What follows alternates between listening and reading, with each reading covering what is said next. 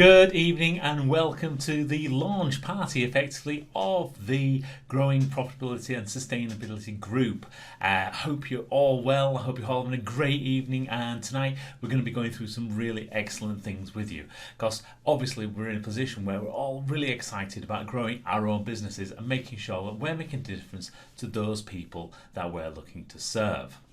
And that's really one of the key things we've got as businesses, is this ability to serve, this ability to be able to make a big difference in other people's lives and in the way that they do things. So tonight, what we're going to hopefully do is go through some of your questions that you've got in how you're going to be building your business and how your any kind of key issues that you may have, and look at how we can potentially solve them and some of the things that you could do to help build your business even better. So, without further ado, what I'd like to invite you to do is to look at starting to introduce any questions that you have that we could look to try and help. So please put those into the group. So submit your questions now, and what we'll be able to do is then go through those questions with you and try and see what we can come up with some great answers to those key questions that you have. So please submit your questions in the chat box as we're talking through this. And really, what I'll be looking to do now going forwards is to really build this group into a place where we can all share our experiences, we can share things that we're doing, things that are concerning us, maybe problems that we're coming across as we're building our businesses. Because sometimes trying to find that person who's got that right answer or has a different approach or a different mindset, especially when you're in the thick of a problem, can really be quite challenging. So what we're trying to do here is build this kind of community where actually we're quite happy to share what's going on in our businesses, share what our businesses do, and then also be able to help each other in being able to solve some of those key business problems as we're going forwards. So as you guys are getting on board, what we'll do is go through one of the questions that was already posed earlier this week, which came from David Marsh, when he kind of said, what would be the best way to find new customers? I gave a quick answer in the Facebook group, and as I was kind of mulling over this answer and thinking about it over the last few days, I was thinking actually this is probably a really good topic to start exploring and really a good one to think about when we're looking at doing the first things first. And because when we're starting to do anything in life, understanding what is the first task and the first step we should be doing is really quite an important one, because especially when it comes down to things like time management, because we're all time poor when it comes down to running a business, because we've got so many different hats that we need to be wearing as a small business owner, whether you've got 2-3 people in your organisation, whether you've got 50 people in your organisation, or whether you've got 100 or 200 people in your organisation, you still hit the same kind of challenges. One minute you'll be having to be the HR person, next minute you've got to be a marketer, a salesman, product design specialist. All these kind of different elements that come into it means that you've got so many different draws on your time, that having a way of being able to prioritize things to make sure you've got a way that actually puts the right things forward at the right time is really quite important. So when it comes down to thinking about your business, really the first things you need to be looking at really starts with the sort of existential question, which is, why do we exist? Because if you can kind of answer that question really succinctly in a way that other people can appreciate it and makes it relevant to them, you automatically start to get this ability to be able to relate to the problems that your customers are having. And as soon as they can relate to those kind of problems, then they're in a position where they can start to see your kind of solutions that are in place. Because up until that point, most people aren't receptive to actually listening to any kind of solutions because they don't sometimes recognise that they have a problem, or if they do recognise that they've got a problem, they may not recognise that you have the solution. And especially today, as I say, being very time poor, we're finding that with things like marketing, with things like getting your message out there, most people won't actually listen or look at those messages until they're in a position where they actually can relate to it, or they're looking for the answers. And in which case, you need to make sure that you've got a really clear understanding of what your problem is, and then specifically how your solutions are going to be able to solve it. So when we think about a problem and we think about how do we actually come to understand our client problem, have you ever heard the saying, where there's muck, there's money? Whoops. Obviously got the wrong slide. well, where there is muck, there's money, means that you're in this position where, because there's a problem there, you can actually make money from actually solving that problem, because people are looking to be able to do so. And therefore, whatever kind of issues that other people are having, you need to be able to look at what it is. And for each one of those issues, you'll find there is an opportunity there as well.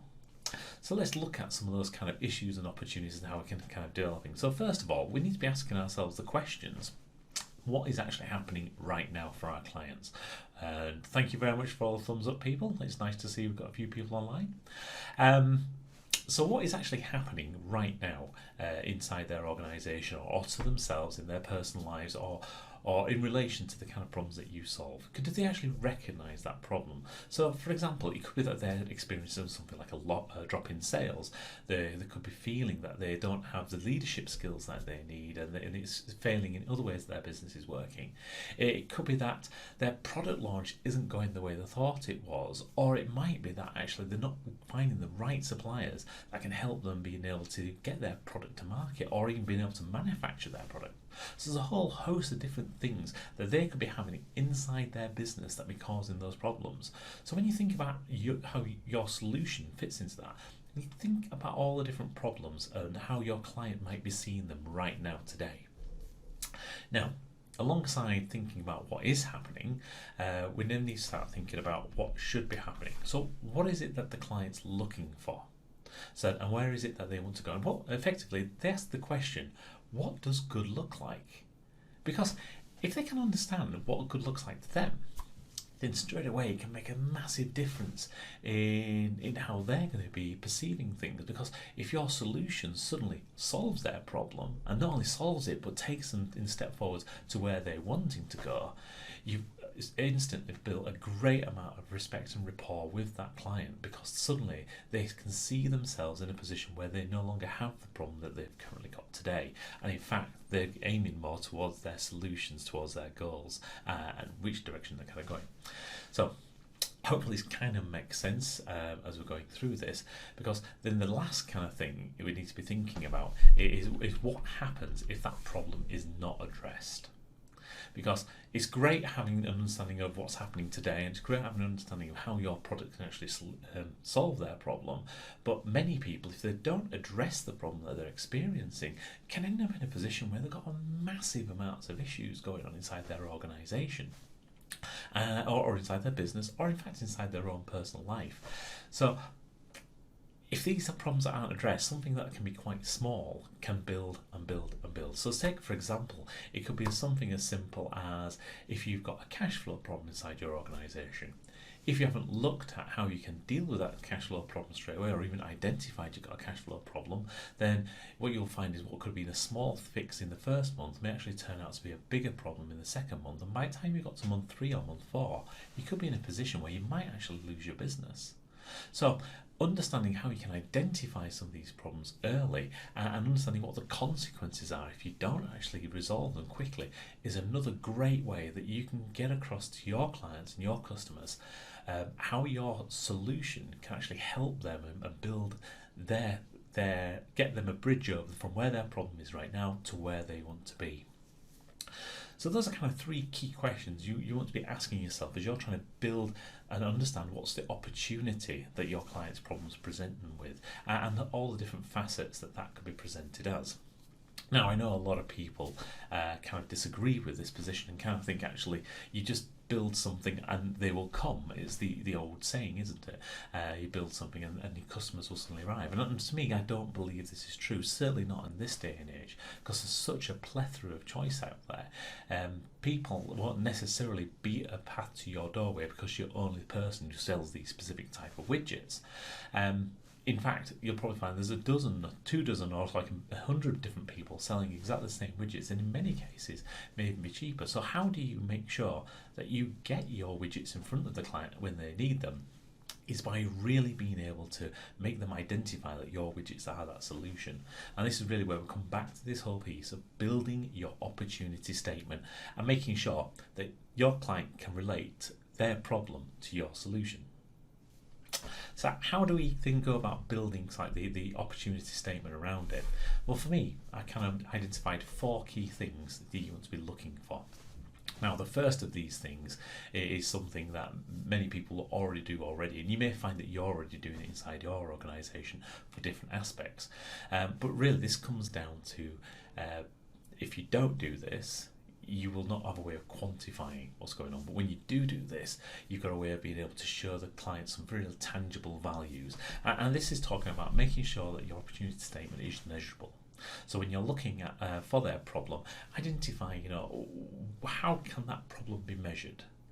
How can you put a quantity behind it? How can you show a trend value with this? Because if you can show your clients as you're going through and implementing your solution, whether that's a product or a service or otherwise, how they can kind of move from where they are now with the problem, and you've given it a number of some kind, to a position where this number is either increased or decreased, depending on whether they're wanting more of your solution or they're wanting less of their problem. Is really powerful, because suddenly, rather than this being based purely on your opinion, which at the beginning of a relationship is almost one-dimensional to most clients because they've not got any other evidence beyond that, you've suddenly built something that actually is evidence-based. Now, this evidence can be subjective because it might be based on collecting information from other people and becomes their collective views, or it could be objective. It could be actually something that's a physical, hard, measurable target, such as an increase on the bottom line, or an increase in turnover, or it could be a decrease in the number of people that have issued sick leave or something. And all this depends on exactly what solution you have to the problem that you're trying to deal with. I've just been told apparently we don't have any sound on the microphone, which is quite interesting. Okay. Might have to come back on that one. Slight technical problem. Back in a moment. Okay, and we're back. Hopefully you guys can hear me a bit better now. Please give me a few thumbs up if this sounds better.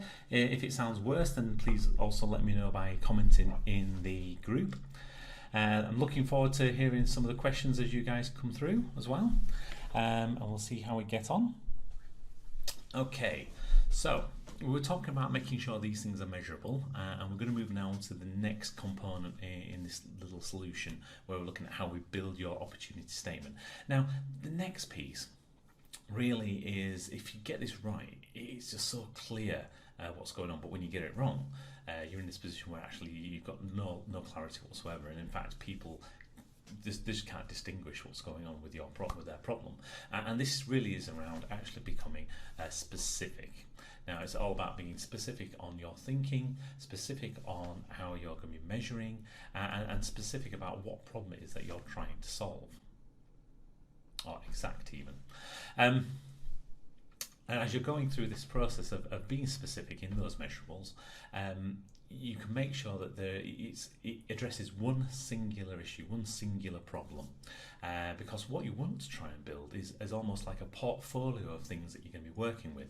So you're going to have some things which will, some products or services which will deal with one specific problem, and you'll have other products or services that deal with another problem. So if you took an example and worked around a supermarket, you may find the breakfast cereals are all in one area because that deals with the problems of breakfast, where looking around for instance, what you're going to have for an evening meal, if you're looking for a ready meal type of thing, you'll find them in the same kind of vicinity. So they're kind of clustering their solutions in specific areas. You can look at this also when you look at things like buying cars.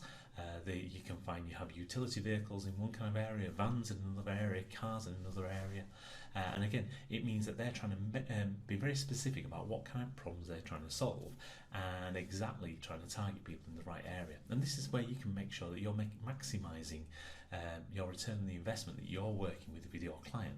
So you can therefore start with one product or service that you're selling in, and then move quickly into other products or services, because these could be value added extras that you're bringing along that can really help with how things are working. Now, for our next kind of point that we're going to look through, this one really is about being very making sure you're hitting the right thing. Because if you don't hit the right thing, then you'll be in a position where actually the client will think you're just looking at something minor. Where when you do hit the right thing, what you'll suddenly find is their ears will prick up. And this is really talking about being looking for the significant issue, the significance in that issue. Because if you don't be significant in what you're looking for and find out exactly why this is going to cause a big problem and not something that just causes a small problem, then the reality is that you're not going to make the differences that you really want to. I heard a really good analogy actually from my personal trainer the other day, Adam, who was talking about the check-ins that we do on a regular basis to see how many weights we've been able to lift, and he turned around and he said sometimes it's a little bit like when you're going to run the 100 meters, and straight away you're saying, okay, well, I was the fastest person at tying my shoelaces. That makes absolutely no difference in the grand scheme of things. And if you're choosing those small objects or small problems to kind of address and try to deal with, then you're not really going to resonate with your client. They're not really going to be looking at what's going on there. So you really want to be looking at those significant problems. What are kind of the big things that keep your client awake at night, and make sure you kind of pin that down to how you're working, and making sure that you've got this as part of your opportunity statement, because then when you start to build your product set behind you and your service set behind you, each one of these opportunity statements comes out as your client's problems start to surface. Now, when we start to look at the last of the 4 items that we're going to go through tonight, we're really looking at how we can get that information across. And if we get this right, then it's brilliant. Everyone can just recognise it straight away. When you don't get it right and you just waffle on for far too long, then people get bored before you even get to the end of the sentence. So you've probably guessed this one already. The last S is succinct. So you need to make sure that whatever you build inside an opportunity statement, keep it short. This isn't about writing War and Peace. And in fact, if you find that these statements are going on for page after page after page, if you actually look into the information you've documented, you may find you've actually got multiple problems there, which actually could mean that you have the opportunity to have multiple opportunity statements, and you've got multiple products or services that you can then use to address with your clients how they're going to be able to use services that you're going to be able to provide. Whoops. So that kind of concludes just looking at that first things first question based from what David Marsh asked in regards to what would you do to try and find new clients, and hopefully that's kind of giving you a few more ideas as to really start to look and drill down into what it is that you're doing for your clients, what it is the problem that you're trying to serve. Because as Einstein said, if you give him an hour to solve a problem, if you give him an hour to come up with a solution, he'd spend 55 minutes on the problem and only 5 minutes on the solution. And are you really spending that amount of time in understanding what your client's problems are? Anyway, a bit of food for thought there for you. Anyway, hopefully you guys are starting to put some questions into the chat box, and we'll come back to those in a minute. I did quite enjoy the question that Hanan actually posted the other day, which was all around how did I manage to lose so much weight? So again, thank you very much for posting questions in the group. That wasn't quite what I was expecting from the group, but what it kind of did is it got me thinking that it all comes down to the information that you've got and the motivation that you've got and the accountability that you've got that's going around it. And for me, I have a number of different coaches, mentors for a variety of different things in my life, because I know I don't have all the skills, I know I don't have all the knowledge, and I'm always looking for those little answers, that quick win. How can I move and get the next opportunity in place? How can I make myself even better? How can I serve my clients a lot better than I do today? And for that, I gratefully bring in experts in the various different areas. And this question really kind of got me the ability to be able to thank them and have gratitude for that, because without Adam and without Dave McConaughey, I certainly wouldn't be in a position today where I could answer that question in such a nice way. And that's really from having the power of having good coaching. And for me, I've got 2 coaches. I've got one that's dealing specifically around the weight training and around the body, the food. That was what the word I was thinking of. And I have one that looks after like my mental state, and he's looking after how I'm stretching and making sure my recovery is good. So I'm really blessed to be able to have those two guys in my life that are really kind of pushing me forwards. And it kind of, you've got to ask your question to yourself sometimes. You know, who is it that's in your life that's helping to push you forwards, and who do you turn to for those answers? When we're at our 10-year anniversary, July this year, I asked that question to our panel, and it was quite interesting to hear actually who people turn to. And I asked John, who's my accountant. He's a guy who's been in business now for 20 odd years. He's very much an old hand when it comes down to a whole host of problems, but yet he still has mentors and he still has coaches, because he knows that, you know, if something really comes up that he doesn't know about, he needs to turn to somebody and find out who those answers are. So when you start to look at how you're building your business or your life or anything, look at like the areas that you might need some assistance with, and think actually who you can turn to be able to get that assistance and being able to work with to make sure that happens. Okay, so I think that kind of covers the couple of questions I've already got. Now let's have a look at what we've got in the group. In fact, we've got lots of thank yous and hellos. This is good to see. Hi Ruth, hi Andrea, hi Stan, hi Sven, hi Biliana, and unfortunately the list has kind of like gone off the top. So if I've missed you out, I do apologise. Got a question here from Andrea, thank you very much. So how do you structure your day? Looking for suggestions on efficient working tips. Oh, that's a really good question. Thank you there, Andrea. I think time management is one of those things that you do have to kind of get your head around, and it works differently for different people. And there's the whole series of different books created about how to do this. The one that I quite liked is a book by David Allen called Get Things Done. And not that I necessarily work to it religiously, but what I do is I use the similar kind of principles that are in there. So I look at my day, I diarise as much as I can, so that I have some big blocks in there. Because anyone done that experiment where you get a glass vase and you try to put in like water, pebbles, stones, and sand and things? Yeah, and if you get the mixture wrong, for instance, if you put the water in first and the sand, and all of a sudden you've got no rooms for the pebbles or the stones. And this is a little bit like your day.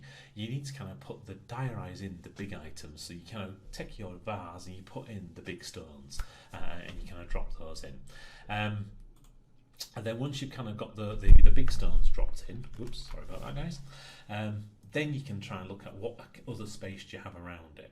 So, for instance, you might be looking at things like quick things that you need to get around to do. So maybe it's 20, 30, 40-minute items, effectively. You can fit around those big stones and get those done in between.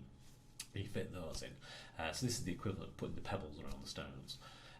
Then you start looking at what are the smaller items. So for example, you might be thinking about how you can read something, or it might be quickly catch up on Facebook or something, because obviously Facebook, LinkedIn, and all the social media that we all have to do to keep our engagement with our clients, that needs attention as well. So that can be just 5 minutes here and there, so those can kind of be fit in. And then you kind of got the little bits that kind of sprinkle on top, like quick responses to emails, etc., where you can.